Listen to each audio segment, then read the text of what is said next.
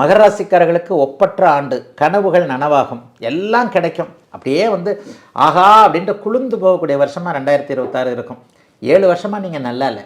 உண்மையிலேயே சும்மா ராசி பலனில் உங்களுக்கு அப்படியே தேத்தி தான் ஒவ்வொரு ஜோசியரும் கொண்டு வந்துக்கிட்டு இருந்தாங்க.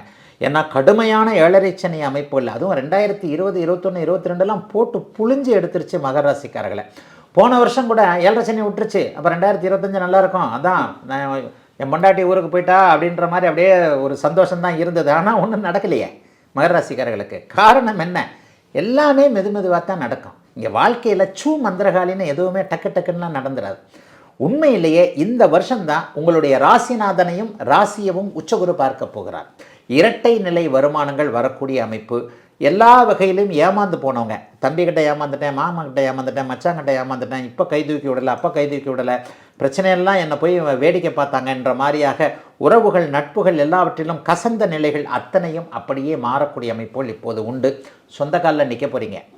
மற்றவங்களை நம்பியிருந்த அத்தனை நிலைமைகளும் இப்போது மகர ராசிக்காரர்களுக்கு மாறப்போகுது. மற்றவங்ககிட்ட கையேந்திக்கிட்டு இருந்த நிலைமையெல்லாம் மாறி உங்கள்கிட்ட கையேந்தக்கூடிய அமைப்பு இப்போது கண்டிப்பாக மகர ராசிக்காரர்களுக்கு வரப்போகுது. பேச்சுவார்த்தை தப்பி போனது.